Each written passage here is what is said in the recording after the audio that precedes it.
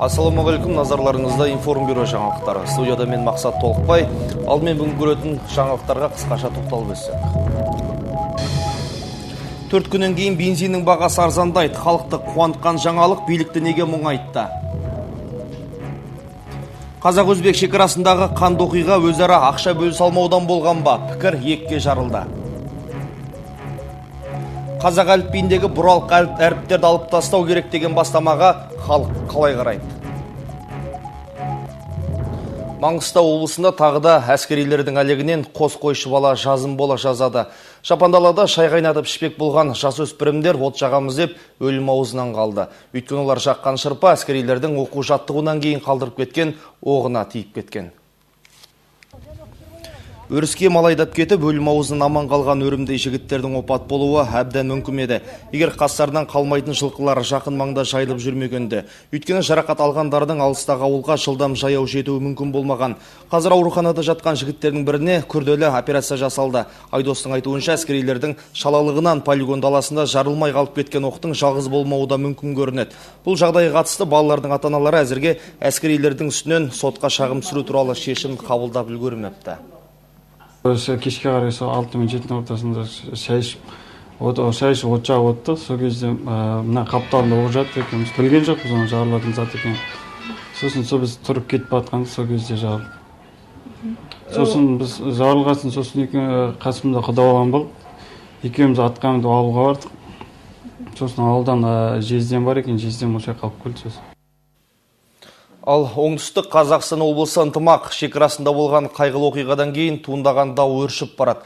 Қазіргі уақытта шекара маңында оқ атып, бір адамды мерт қылған шекараш азаматтық киімде болған анықталып отыр. Куәгерлермен бүгін өз еріктерімен полицияға келген шабуылдаушылардың жақындары осылай дейді. Алайда шекара қызметінің басшылары бұл сауалдардың барлығын жауапсыз қалдырды.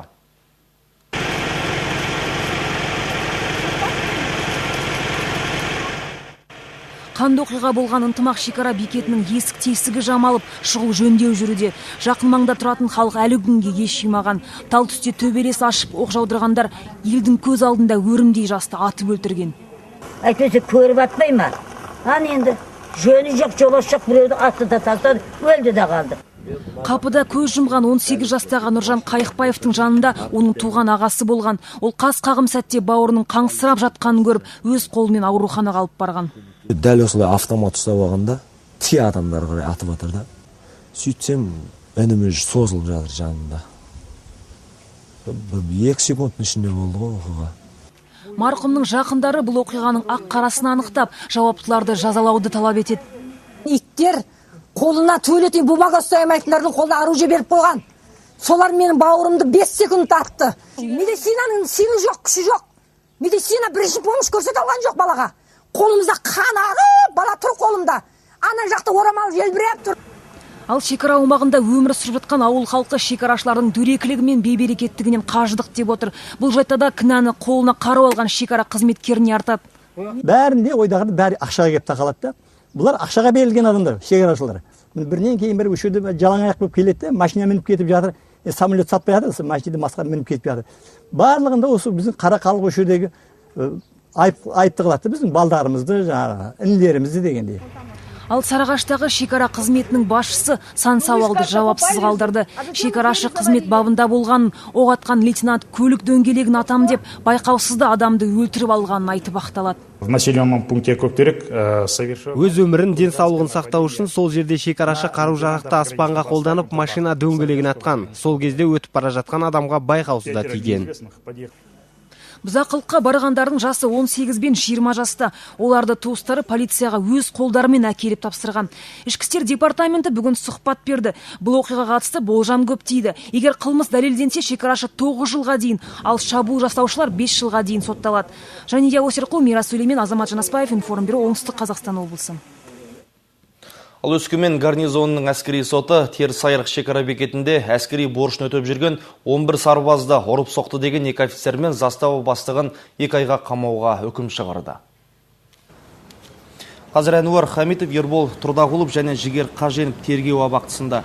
Өз еріктерімен Терісайрық шекара заставасын тастап кеткен 11 шекарашы әскери бөлімге жеткізілді. Оған интернационал жауынгерлері үкіметке шекара қызметкерлерінің барлығына тексеру жүргізіп, аттестациядан өткізуді талап етіп отыр. Сыннан сүрінгендерді жұмыстан шығаруды, ал командирлерін қызметінен босатуды сұрайды.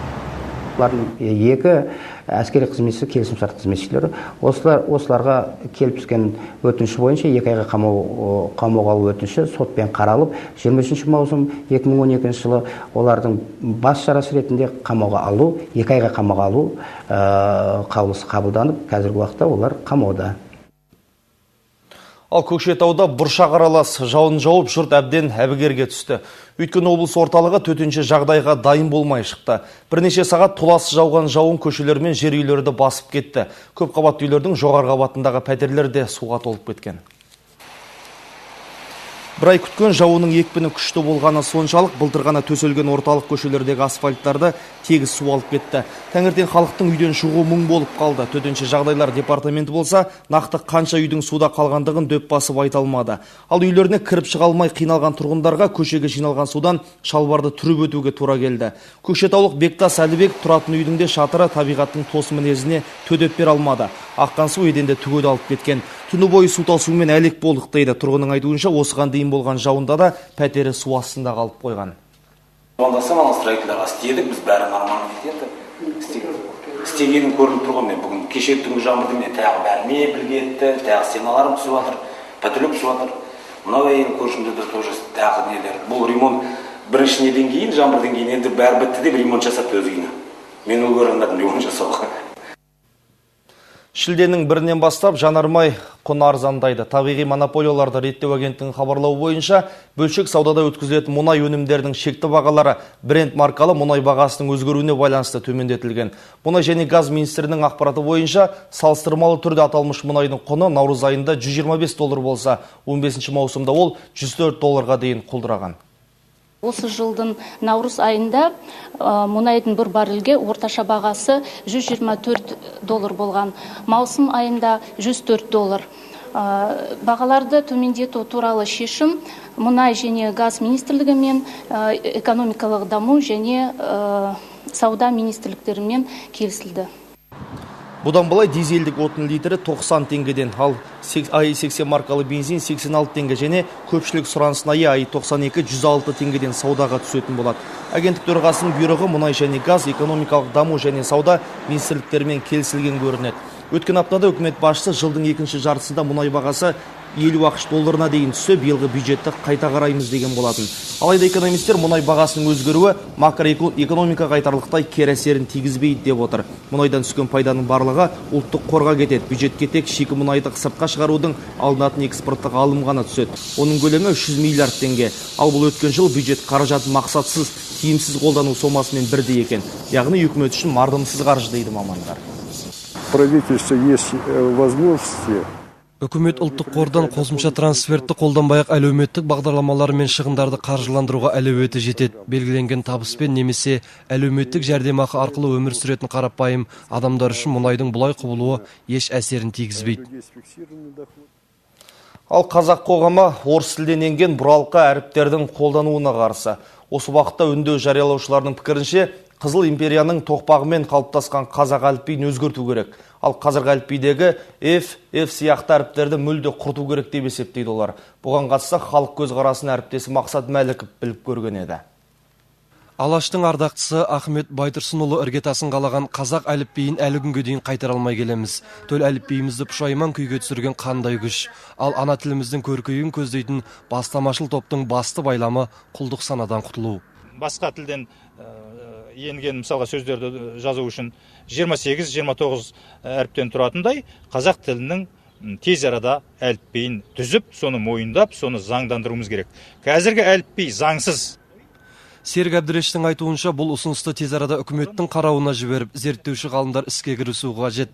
Тілімізді бұрмалап, өзгеше сайрататын бұралқы әріптерден бас тартатын кез жетті. Мысалға анау ю, я деген сияқты, сосын жаңа анау Е, экономика дегендегі Е басқа жазылады мысалға, ер адам дегендегі басқа жазылады ғой. Енді осылардың бәрі мысалға Ф дейміз бе, анау мияқ знак дейміз бе, осы сияқты бір орыс харпінен кірген көптеген бізде босқа жүр соның бәрі. Төрткүл дүниеге тарыдай шашылған қазақ халқы бүгінгі күні бір-бірінің жазуын түсінуден қалған. Еуропа мен Өзбекстандағы ағайын латынша, Қытайдағы қандастар төте жазуды қолданса, ата жұртта қазақтар кириллицамен оқиды. Ал өзге тілден енген әріптерге бойымыз үйренген соншалық, туған елге оралған қарагөз қандастарымыздың бір сөзге тілі келмей жатса, бәріміз күле қарап жатамыз. Шетелден келген қазақтардан көп көріп жүрмін. Мысалға, мен олардікін қате дей алмаймын. Олар қазақша сөйлеп тұр. Қазақы ұғыммен федерацияны педерация, Иванды Иван деп айтқанымызбен қарапайым халықтың бүйрегі қайда бұрады. Шетелдің келген қосалқа әріптердің алып тастауына қосыламын. Смысла не вижу, мне кажется, незачем. Дұрыс, оны алып тастау керек.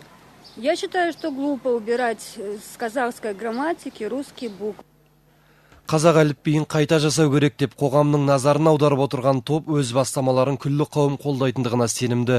Қазіргі таңда бұралқы әріптер мен дыбыстардан тазартылған қазақ әліпбиінің жаңа нұсқасы жасалып отыр. Жаңа дегенімізбен ескі, ескі дегенімізбен Ахмет Байтұрсынұлы салған сара жол. Мақсат Мәліков, Данияр Жүсіпов, Қайрат Әкімбаев, Информбюро, Алматы. Ал Алматыдағы Абай атындағы республикалық дарынды балаларға арналған мектептен шу шықты. Грекияда өткен халықаралық олимпиададан жүлде оралған 12 түлек ұлттық бірыңғай тестілеуге қатыспайтындықтарына сенімді болған. Алайда білім сайысына бір күн қалғанда талапкерлер тест тапсырмаларын естіген. Жарты жыл бойы ғылыми жұмыстармен жүгірген оқушылар күтпеген білім сынағында қажетті көрсеткіш көрсете алмаған. Аталмыш мектеп мұғалімі бұл сайыс тізімге ілікпеген жарыс болғандықтан балалар ешқандай жеңілдік ала алмайды дейді. Сонда неліктен бұл жөнінде түлектерге дер кезінде хабардар етілмеген? Әлде еліміздің білім және ғылым министрлігі халықаралық олимпиадалардың тізімін кеш бергені ме? Тегін оқуды талап еткен талапкерлердің керіс шегіне қояр түрі жоқ. Грек елінде өткен халықаралық білім сайысынан жүлделі оралған 12 оқушы о баста ұлттық бірыңғай тестілеуге қатыспайсыңдар деген сөзге сеніп қалдық дейді. Сондықтан білім сынағына дайындық жұмыстарын жүргізбепті.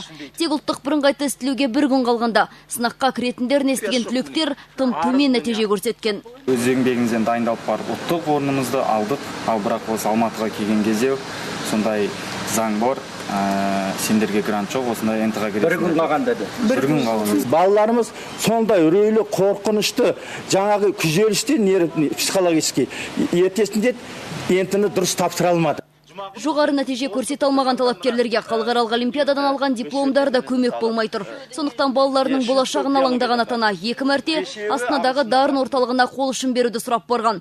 Алайда республикалық орталықтың директоры 12 талапкерді ректор грантына енгізу туралы жоғары оқу орындарының басшыларына жазған өтініш қағазының заңды күші болмағандықтан түлектер тағы да тығырыққа тірелген. Дарын орталығының берген ректорский гранты заңдастырып беруді сұраймыз. 12 оқушы қатысып қайтқан олимпиада халықаралық жарыстардың тізімінде көрсетілмеген сайыс. Сондықтан бұл түлектерге жарыс жеңімпаз екен деп ешкім жеңілдік берген жоқ. Атадардай мектеп қызметкерлерінің жауабы осы. Ұлттық бірыңғай тестілеуге кірмейміз деп дайындығымызды әлсіретіп алдық дейді. Бірақ ол бұйрық шыққанша бізде жиналыс болған, мәжіліс болған, хаттамасы бар. Сонда ескертілген бұйрық шықпай бұл оқушылар ұлттық бірыңғай тестілеуге түгел толықтай дайындалуға тиісті. Бұған қоса ұлттық бірыңғай тест тапсырудан жалтарған жастар халықаралық жарыстың жеңілдігі келмейтіннен о баста хабардар болған дейді ұстаздар.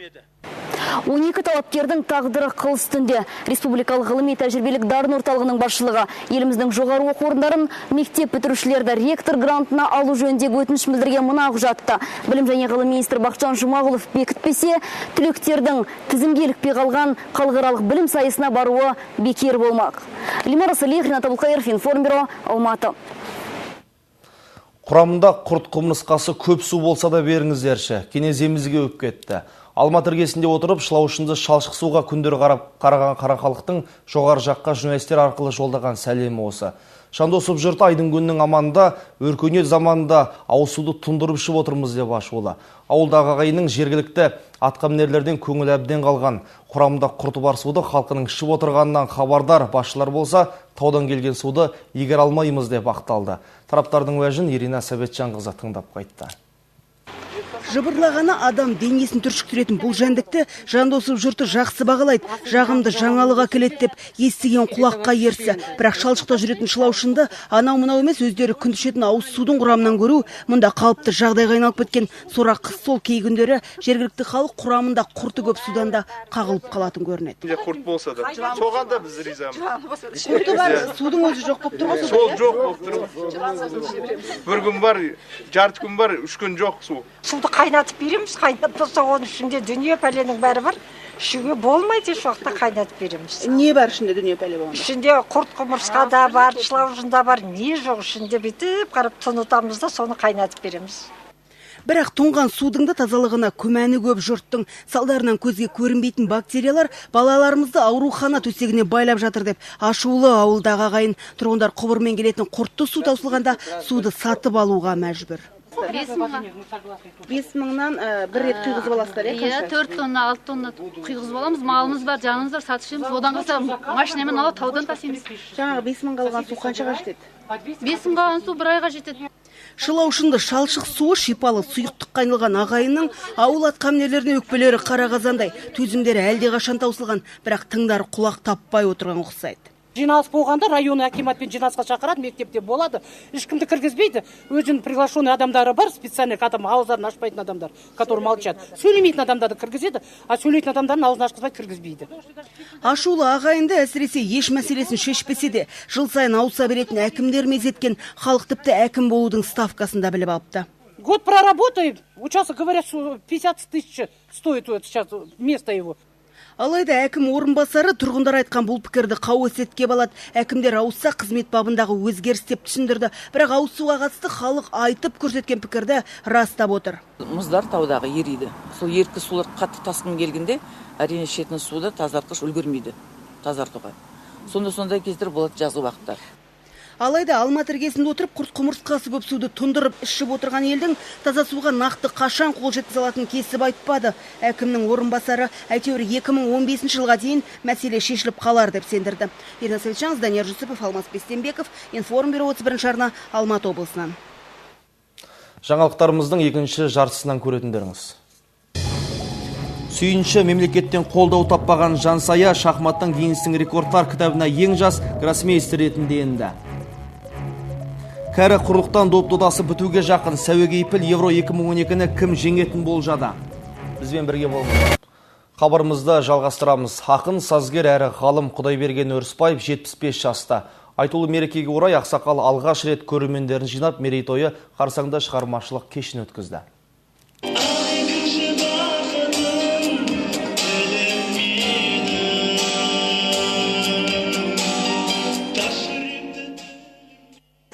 Мұқағали Мақатаев, Қадыр Мырзәлі сынды атақты ақындардың өлеңдеріне әуен жазған сазгер Құдайберген Өрісбаев тұңғыш рет шығармашылық кеш өткізді. 70-тің бесеуіне жеткен өнер адамының 100-ге тартаны Жанарым қызыл жидем киелім жинақтарына енгізіліп, тыңдаушыларына жол тартты. Ерекшелігі сол, бұл бірінші рет өткізіп отырмын. Өзім осы бұрын өткізген емеспін мұндай. Бірінші рет сол өзім жинақтап, шығармашылық ән кеші жаңағы есеп беру іспеттес болайын деп тұрмын. Сондай-ақ Құдайберген Өрісбаев лазерлік технологиямен астық өнімін арттыруға болатын дәлелдеу әдісін сұнған тұңғыш қазақ ғалымы. Сазгердің бұл қырын көрермендер де жақсы білетін болып шықты. Бұл сөзі ғалым адам, академик. Бұл кісінің негізгі мамандығы ауыл шаруашылығы. Патриоттық тақырыптағы әндерін жақсы көремін. Сарбаздар маршы деген әні бар. Сондай-ақ сазгердің Сабаншы би мен Малай батыр дастандары да оқырмандарының көңілінен шыққан туындылар. Димар Салиев, Данияр Жүсіпов, Азамат Жаныспаев, Информбюро, Алматы. Сапалы байланыс пен қызмет көрсетудің жоғарғы деңгейі. Халқымыз қоныстанған жердің 94,5% аумағын ұялы байланыспен қамтамасыз етіп отырған Кейсел компаниясы қамту зонасын одан әрі кеңейтпек. Бүгінде өзгелерден оқ бойы озық тұрған компанияның ішінде 5000 сайт, яғни базалық станцияларды орналастыру алаңшарлары бар. Кейсел бағы үшін ашық есік күн ұйымдастырып, тілшілерді желіге мониторинг жүргізумен бақылау жүйесімен таныстырды. Бұл алып компания өзегі бір уақытта мыңдаған абоненттің сұхбатына қолдау көрсетіп, жасалған қоңыраулар бойынша ақпарат жиып, мониторинг пен басқаруды реттеп отыратын коммутациялық орталық. Мұнда орналасқан бір коммутатор 1,5 миллион абонентке қызмет көрсетуге бар. Мейрам күндері желіге түсетін жүктеменің жүк салмағын қайта үйлестіріп, байланыстың сапасын бақылайтын да осы жүйе. Все механизмы, которые в компании работают, компанияда жұмыс істеп тұрған тетіктердің барлығы тиімділік көрсеткіштері бойынша өлшенеді. Бұл ақаулықты жылдам табу, оны оқшаулау мен жүйедегі келеңсіздіктерді жоюға тікелей қатысты. Біздің компания Telia Sonera тобының құрамдас мүшесі болғандықтан еуропалық операторлардың жоғары сапа көрсеткіштеріне сай қызмет етеміз. Азия аумағында көлемі жағынан 4-ші орында тұрған күрделі инфрақұрылым 5000 сайттан құралған. Олардың әрқайсында бірнеше базалық станция мен антенналар орнатылған. Сайттарда темірден жасалған техниканың ақаулығы орын алған жағдайда. Ол туралы ақпар тәулігіне 24 сағат бойы тынымсыз жұмыс істейтін мониторинг пен бақылау бөлімшесіне келіп түседі. Желідегі өзгерістерді онлайн режимде мына мониторлар арқылы қадағалап отыратын инженерлер ақаулықтарды жылдам әрі тез жойып, қолданушыларды сапалы сигналмен қамтамасыз ету үрдісі үзілмес үшін қызмет етеді. Бізде мониторинг бөлімі бар. Ол жүйеміздегі болып жатқан жағдайды жедел біліп отырады. Барлығы бағанағы көрген мониторларыңызда көрсетілген. Бір жерде бір ақаулық болып қалса, біздің мамандар дереу көріп, өздерінің сол ақаулықты жою үшін қызмет жұмыстарын жасайды. Қазірде 11 миллионнан астам адам Кселл компаниясына сенім артып, табылса оператордың қызметіне жүгінуде. Ал мобильді интернет тұтынушыларының саны 4,5 миллионнан асып жығылған. Яғни оператордың техникалық әлеуеті, қызмет сапасы қазақстандықтардың көңілін тапқан. Кселл қызметкерлерінің айтуынша, компания сапасы байланыс үрдісін халыққа қызметті әлемдік деңгейде көрсетуді, сервистердің түр-түрін әрі қарай дамытуды жалғастыратын болады. Жанар Жолтаева, Ринат Фазылбаев, Информбюро 1 арна, Алматыдан. Сүйінші жаңалық 11 жастағы қазақ қызы Жансай Әбдімәлік әлемдегі ең жас гроссмейстер атанды. Жансай осы маусым айында Мәскеу және Алушта қаласында өткен турнирде халықаралық деңгейдегі гроссмейстер нормасын орындаған. Екі турнирде ол өзінің рейтингісін 102 пунктке жоғарылатқан. 12 жасқа дейінгілер арасында шахматтан әлемнің 4 дүркін чемпионы болған Жансаяның арманы гроссмейстер атану еді. Бұған дейін әлемдегі ең жас гроссмейстер 15 жастағы венгриялық Юдит Полгар болған. Жансая бұл рекордты жаңартты. Жансая әлі оқу бітірмесе де Қазақ-Британ университетінің студенті. Қазақстан үкіметі Жансаяға ақша бөлмегендіктен ол бірнеше жыл бойы шешесімен Сингапурде дайындалып, сол елде тұруға мәжбүр. Ал Польша мен Украина мемлекеттерінде өтіп жатқан Европа чемпионатында 2 күндік үзіліс орын алды. Ал жартылай финалға өткен құрамалардың жанкүйерлері шешуші матчқа дайындық жүргізуде. Германияда Бундестим жанкүйерлерінің бірі өз үйлеріне туын топтастырып тастаса, осындағы зообақтардың бірінде 2 жасар болжам жасағыш Нелли есімді піл жартылай финалда немістер жеңеді деп отыр. Осы және Евро 2012 маңындағы басқа да жаңалықтар спорт топтамасында.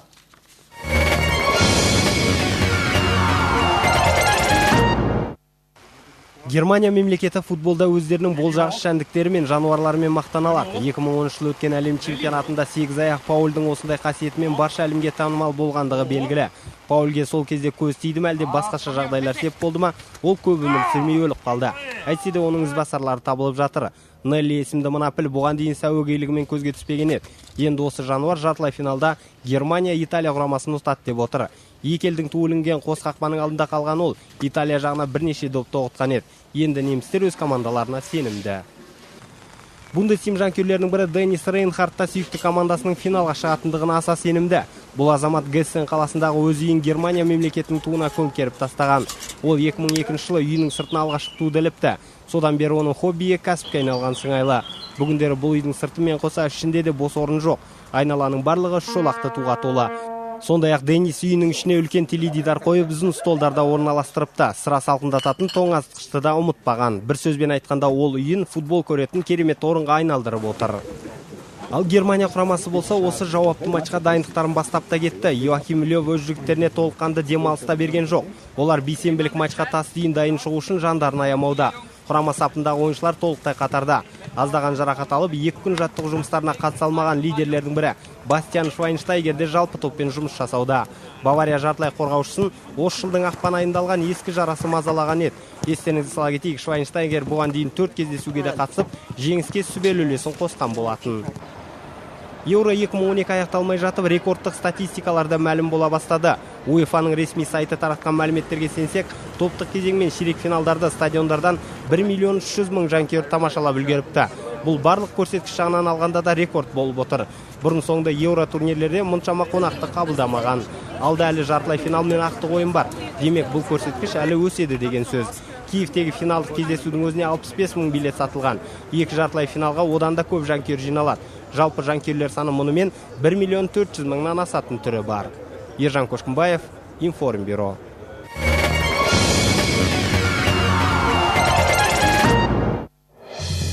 Бүгінге осы Информбюроның орыс тіліндегі шығарылымын әріптесім Ержан Сүлейменов жалғастырады. 31-ші арна қосылу болсын, аман сау болыңыздар.